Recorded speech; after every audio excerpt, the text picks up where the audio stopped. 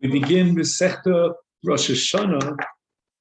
The thought occurred to me just to share with you that having finished Masechet Yoma for Yom Kippurim and then Sukkot, now Beitzah for Yom general, and then to go back, so to speak, retroactively to Rosh Hashanah, I think that was a little bit odd.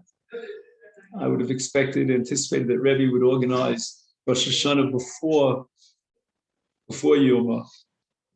But perhaps, the Chazal say that although Rosh Hashanah is the Yom HaDin, that for most of us, perhaps, as Beinanim, the din is not actually concluded on Rosh Hashanah. We have to wait to see what happens during the days of Tshuva, of Yom Kippurim, and even Sukkot. All this has to accumulate merits for us so that we can cross the bounds between a Beinani and a Tzaddik and be guaranteed a place and being inscribed in the book of Tzaddik.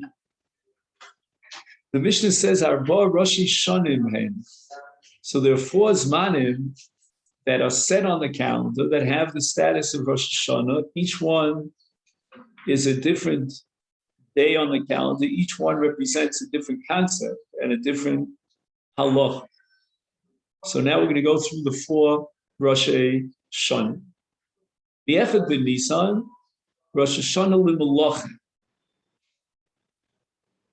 The Gemara is going to tell us that the nafkamina here in counting Rosh Hashanah for the kings, meaning when does the new year start as far as the king and his reign, is shtaros. When you write a shtar, you have to include the zman in the shtar, and you should mention the minyan hashanim based on the shilton, on the reign of the Melech at that time. And Rashi invokes a Gemara in Gittin to explain why we want to get involved with the year of the king. And he quotes the halacha called Shalom Malchus. We want to have good relations with the Malchus, with the Melech. And therefore, we're not going to count from the years from creation in writing a shtar, but rather the Zman of the shtar will reflect what year since this king took over the kingship. And the Chachamim decided that Aleph Nisan is Rosh Hashanah for Malchus, for counting the years of the kingship as they wrote the Zman in the Shtar. We don't know exactly why Aleph Nisan was chosen. The Gemara is going to address that question. But what we do know is that if you're writing the year in the shtar, and that's the year of the Malchus, then what you have to do is you're going to have to write, let's say, for example, the king was appointed sometime before Nisan, and now it's after Rosh Chodesh Nisan. You're going to have to write it's the second year of his Malchus, because even though he didn't fill in an entire year of Malchus before Aleph Nisan, nevertheless, Aleph Nisan projects him into the second year of Malchus, the next year of Malchus.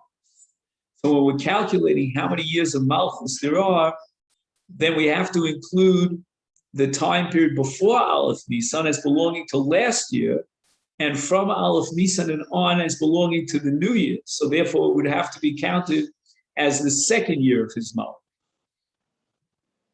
Tosus has a major problem here with Rashi. This is the second Tosus on the page. Rashi invoking the Gemara Gittin, which is Shalom Malchus, in explaining our Mishnah, seems to be contradicted by the Sugyas HaGemara. The Gemara seems to assume that the halacha here of Rosh Hashanah L'Malachim reflects on Malchei Yisrael. And by invoking the halacha of Shalom Malchus, Rashi seems to indicate that we're talking not about Malchei Yisrael, the Jewish kings, but rather Malchei Umos HaOlam. In fact, it seems that in terms of Malchei Umos HaOlam and this concept of Shalom Malchus, the real emphasis is not on a regular shtar. Regular shtar, for example, if I buy something or if I borrow money or lend money, that shtar is not considered so chashuv that we could reflect our respect and honor for the Malchus by mentioning the years of the king. It's only a get, which is given as a bill of divorce that has a certain chashivus to it. That's when the halacha of Shalom Malchus applies. And therefore, Tosfos assumes that our Mishnah that establishes Aleph Nisan as Rosh Hashanah L'Melachim is not a reference to Malchei Umas HaOlam. In fact, if we're counting the years of Malchei Umas HaOlam, we go back to the day of creation, meaning Aleph Tishrei, with the possible exception, as we said before, of Get, where we do invoke the halacha of Shalom Malchus, but our Mishnah, according to Tosfos, is really addressing Malchei Yisrael. Now, this halacha of Aleph Nisan as Rosh Hashanah applies not just to Malachim, but the Mishnah says l'regolim. In other words, for Shalosh regolim. And the Gemara later on in Daf Dalet is going to ask what din is the Mishnah established here by calling a regel, let's say the first regel, Aleph Nisan, is going to be an introduction to Pesach, and Pesach is now classified as the first of 3 regolim. What difference does that make? Also, it's very interesting that the Mishnah chose to mention Rosh Hashanah L'Melachim before Rosh Hashanah L'Regolim. Why is that? I mean, the halacha of mentioning in a shtar what year of the Malchus it is, and Aleph Nisan is Rosh Hashanah L'Melachim, that's a D'Rabbanan. The halacha of when is the first of 3 Regolim, that's a D'Oraisa. And we would have anticipated that should come first in the Seder. And the Aruch LaNer, who lived about 2 centuries ago, he claims that the reason why Malachim is mentioned first is because that's Aleph Nisan, whereas L'Regolim is a reference to the 15th of Nisan, namely Chag HaPesach. So the first comes before the 15th, and that sequence is reflected in the Mishnah. So when we read psukim in the Torah, and especially those psukim in Parshas Emor that address the Regolim, we should understand that the Torah might tell us what number in the months of the year it is. The Torah doesn't use the Persian names of the various months, but we'll know that the first month of the year, whenever the Torah calls it Chodesh Rishon, it's a reference to Chag HaPesach and to the month of Nisan. Because Nisan is the first month as far as the Torah calculating the Regolim. Now we move on to the second Rosh Hashanah, the Echad B'Elul Rosh Hashanah L'Maser Behemah. So the Torah commands us on an annual basis to give 10%, every 10th animal. We put all the animals, like for example, the calves and the sheep, we put them all into a corral, into a deer. He makes a small opening so that one by one, the animals leave through that opening. And when he gets to Aleph Beis Gimel, and then he finally gets to 10, it's Asiri Kodesh. He puts a red mark on the 10th animal, and that animal is Kadosh B'Kedushas Maser Behemah. It's brought on the Mizbeach, and it's a murim, a burnt on the marach. Its basar is eaten as kochim kalim anywhere by the Bailim in Yerushalayim. Now, every year, you need to be mafresh maser from the animals that were born in that year. You cannot calculate last year's animals and include them in the counting of the 10 for the purpose of maser behemah. So we have to know, when does the new year begin, so that we know that the animals born after a certain date, which represents the new year, belong to this new year's Maseh. And the cutoff point is Rosh Hashanah L'Maser Behemah, which is Echad B'Elul, according to the Tanakama of our Mishnah.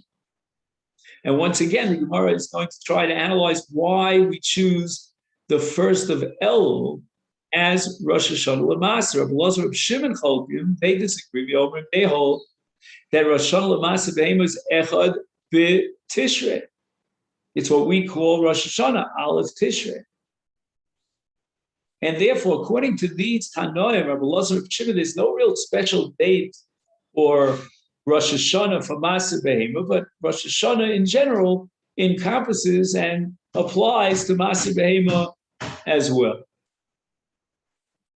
Now we move on to the third Rosh Hashanah, which is the most common, the Echad B'Titrei. And now we have many, many different dinim that are enumerated here in our Mishnah, where the new year is established on the first of Tishrei. First and foremost, Rosh Hashanah L'Shanim. We count cycles of 7 years. That's called Minyan HaShanim. And the Gemara later on at Daf Ches is going to mention 3 different shitos, a threefold machlokes, as to what it means in our Mishnah that Aleph Tishrei is Rosh Hashanah L'Shanim. We'll mention here one of the 3 because that's the one that's most familiar to us, and that is Din. God judges the world on Rosh Hashanah L'Shanim, which is Aleph Tishrei. Then the Mishnah says L'Shmita. Aleph Tishrei kicks off the year of Shvius, the 7th year. And there are many dinim that are generated by the new year of Shemitah, not the least of which are the prohibitions against working the land, such as plowing the land, seeding the land, harvesting its crops. All these begin on Rosh Hashanah, which is Aleph Tishrei of the 7th year. The commentaries are a little bit bothered by the fact that the month of Elul is not mentioned here with regard to Shemitah, when in fact there's a halacha called Tosefes Shvius, and the Isser Malach of Shvius actually begins before Rosh Hashanah 30 days earlier. However, there are certain dinim, the Aruch LaNer points out, that are chal with Rosh Hashanah that don't apply during Tosefes Shvius. One of which, for example, is Hashmatas Ksofim, that if you have debts that people owe you, outstanding debts, they are nullified by Shemitah. In any event, when we talk about Shemitah, we talk about, number 1, the Isser Malach in the Sadeh or Mekerem.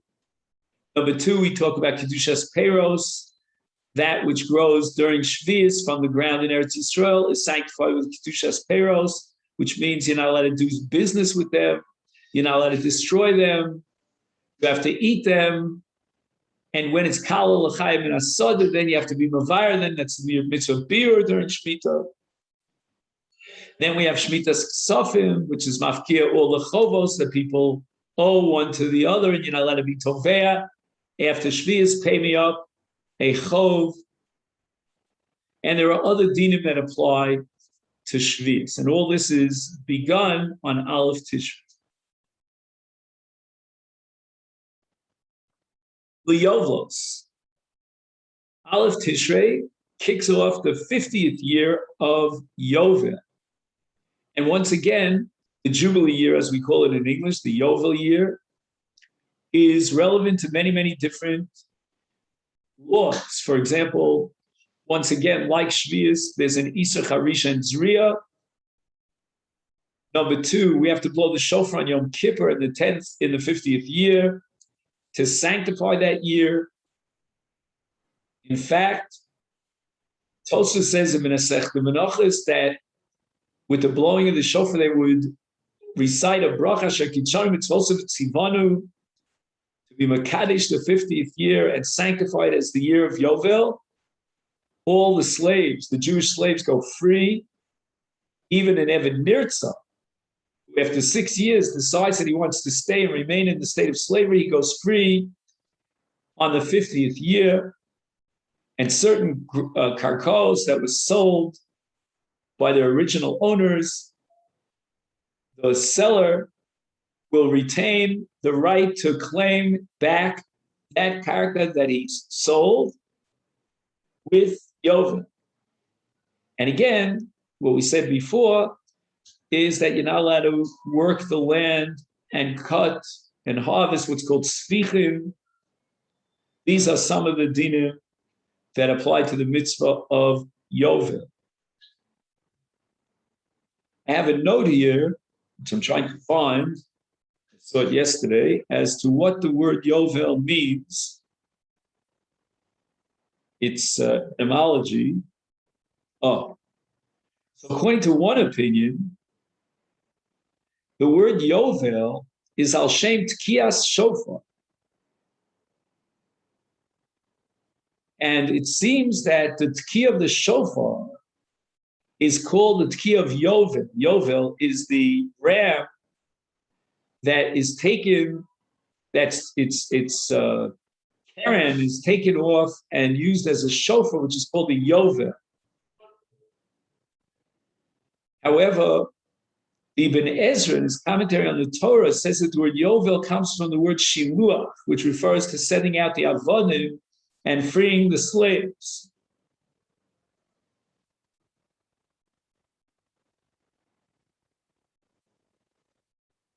We move on in the Mishnah. Linetir. Now we're talking about the laws of Orla. The first 3 years after you plant the tree, the produce during those 3 years is Aser B'Achila Ube Hana. That's called Orla. And the 4th year is called Revai, which has the same Kedusha as Meiser Sheni. So a person planted a tree in the month of Av, and nevertheless, we're going to count it from Aleph Tishrei as the 2nd year. So that short period of time from the planting in Av till basically 2 months later, even less, till Tishrei, is be considered the 1st year of Orla. And after Aleph Tishrei, we're already in the 2nd year of Orla. Liyarakos. Now we're talking about Meiser Yerakos. And the law is that whatever you harvest of Yerakos in 1 year, you have to be mafresh Meiser B'nei Ukei. You cannot be mafresh from 1 year to the other. The Torah says Aser to Aser. And the double languages teaches me that each year requires its own Maser. So the cutoff point that divides 1 year from another is going to be Aleph Tishrei. Now, Tosfos later on in the Masechet is going to say that the word Lakita, which is normally used to interpret the law of Maser, really doesn't mean Lakita, it means Gmar Peri. Now, there are other dinim that are relevant, as the Rosh points out, to Masros,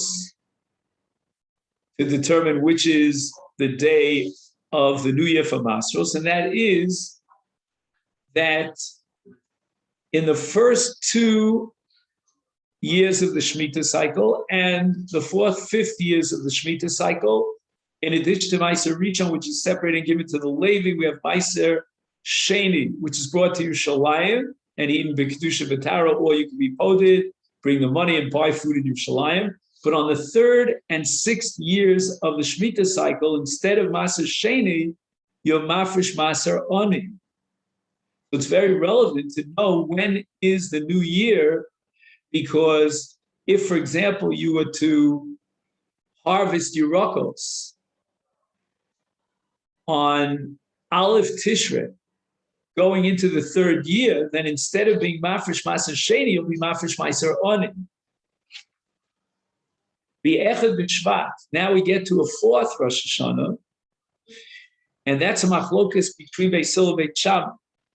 First, we start with Beit Shammai, Aleph Shvat, Rosh Hashanah Le'ilon.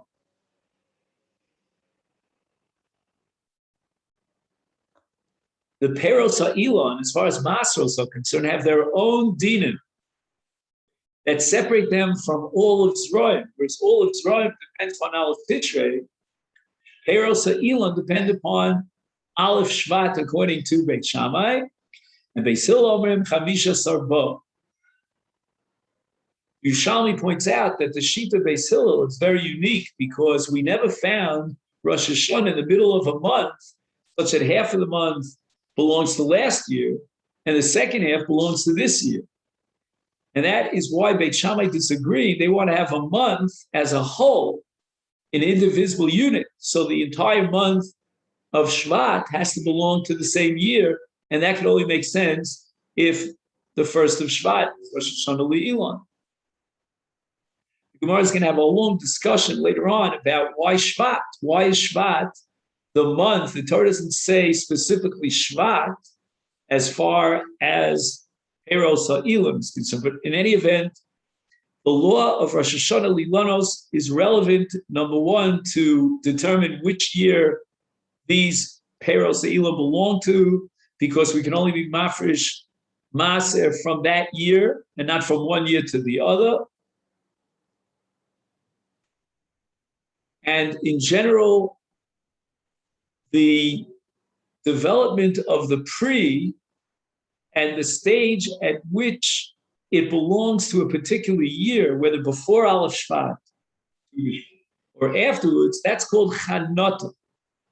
And later on in Mitzvah Hashem, on Daf Yud, we're going to have a whole discussion about what Chanata is. People think that Chanata means budding on the trees, but and there is probably one sheet amongst the various sheets, but that's not really what Chanata is all about. We start the Gemara. L'malachim l'mai hilchasa. For what purpose did the Chachamim establish a certain date as a date in which we count and calculate the Shilton HaMelech? Why not just say, forget about a date. Whenever the Melech began his Malchus, that is the first year of his Malchus. Why do you have to focus on a specific date and establish that date as Rosh Hashanah l'malachim? Rav Chizda l'shtaros. The entire discussion here about the Chachamim and why they were motivated to establish a Zman Kavua for the Shnos, the Minyan Shnos HaMelech, is because of Shtarei Chov. So by introduction, we'll say the following. Let's say Ruvain is the Malva, Shimon is the Lova. So Ruvain lends money to Shimon. The date of the Alva is critical. Why? Because assuming that Shimon, the borrower, Lova, has karkos, he owns real estate, then there's a halacha called shibud, which is probably doraisa. That's a sugi at the end of Bava Basra, whether shibud is doraisa or not. But let's assume shibud is doraisa. And that's called a lien in English, L-I-E-N, which allows the malva, in effect, to own part of the land, so to speak. It's a guarantee that in event that the lova defaults on the loan, he has no money to pay back the loan, then the malva has recourse to collect from the karka, and if that karka that was in the possession of the lova at the time of the alpha was sold to a buyer, then the buyer gets the lien together with the karka, which means that's not good for the buyer, but it means that the malva could be gove, if need be, from lekuchos, from those who purchased the land. Now, it's very crucial to know on what date did the halva take place? When was the money delivered from the malva to the lova? Because if, let's say, a person purchased the land of the lova before that date, then the karka was never included in the shibud. It's only karka that was purchased from the lova post the date of the alva. Only those karkos are shibud. This not, we learned in the Mishnah in the 10th parak of Shviach, Darei Chov HaMukdamim Psulim.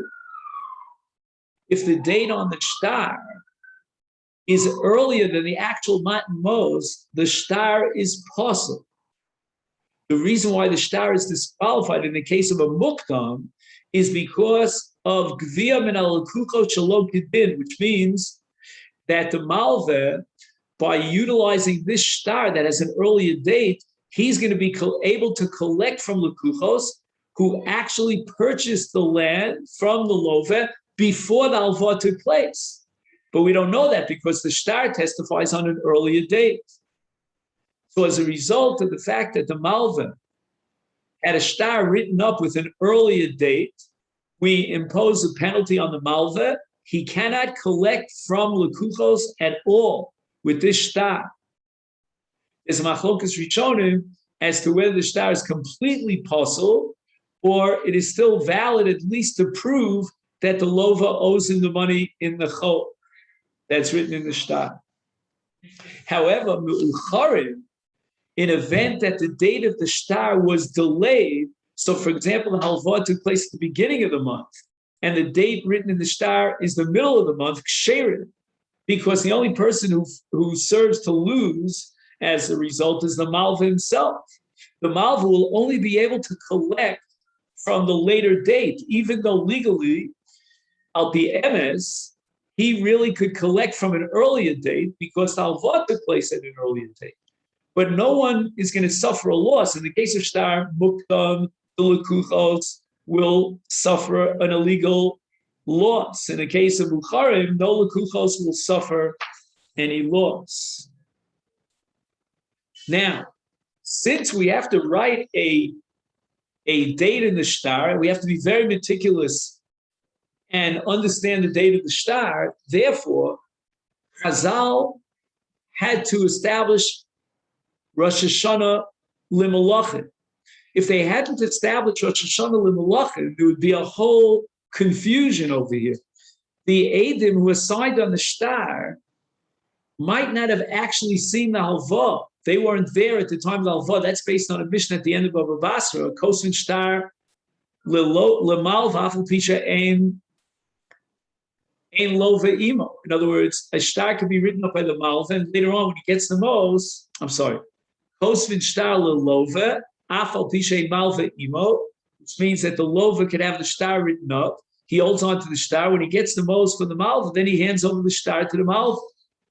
So it's critical to know what was the actual date of the matan mos, of the exchange of the mos. And if you just leave it to every melech, in the X number of years of reign of that melech, then the Eidim don't really know when they sign the shtar exactly what this refers to. They read the shtar and it says it's the 15th, year of the kingship of Alexander the Great, and they have no clue exactly what month it is.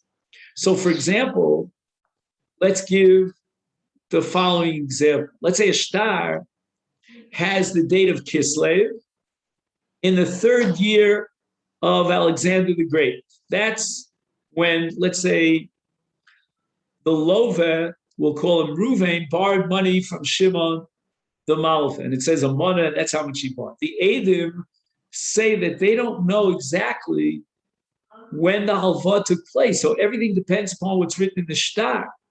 And we might have confusion about the date. The Dayanim themselves might not know exactly what month of which year of the Malchus it is. They can't know. And therefore, it's very possible that, let's say, for example, they don't know if in this Shnas Malchus it was the month of Tammuz came before Kislev or after Kislev. They don't know. Was Kislev before? Was Tammuz before Kislev, or was Kislev first before Tammuz? Because if he started his Malchus in that period of time between Tammuz and Kislev, the following Kislev, then Kislev of the 3rd year of his Malchus, which is written in the shtar, well, that was before Tammuz of the 3rd year of his Malchus, when the halva actually took place. So the shtar, therefore, is a shtar mukdam, and it's possible. But if, on the other hand, he began his Malchus between Kislev and Tammuz following Kislev, the Tammuz after Kislev, then Tammuz of the 3rd year, which is when the halva took place in actuality, came before Kislev the 3rd year, when the shtar was written, and that means the shtar is a shtar ma'uchar, and it's kosher. But now that the Chazal established exactly which day is Rosh Hashanah L'Malachim, that's Rosh Chodesh Nisan, now we know always, it's always going to be that Tammuz comes before Kislev. We learned in a Brisa, Melech Sha'amad B'Esrim B'Tisha. They appointed the king on the 29th of Adar. one day before Rosh Chodesh Nisan. Even Shigiyah Echad ben Nisan, also Lo Shana. Now, on the second day of his Malchus, we're going to write in the Shtar that it's the second day, the second year of his Malchus. Why? Because that one day, that single 24-hour period at the end of last year is Ololo L'Shana Achas. It's considered like 1 year. Now, with Rosh Chodesh Nisan, he enters into the second year of his Malchus. But if he was only appointed as king on the first of Nisan, we have to wait until next Nisan to count a second year. But the entire year, all 12 months from Nisan to Nisan is 1 year. It's the first year of his Malchus. Now the Gemara embellishes this brisa. Omar, Mar, we saw in the brisa Melcha Omar, the Esrim V'Tisha B'Adar, he was appointed on the last day of the year. Kevan Shigiyah Ben Nisan, also Lo Shana.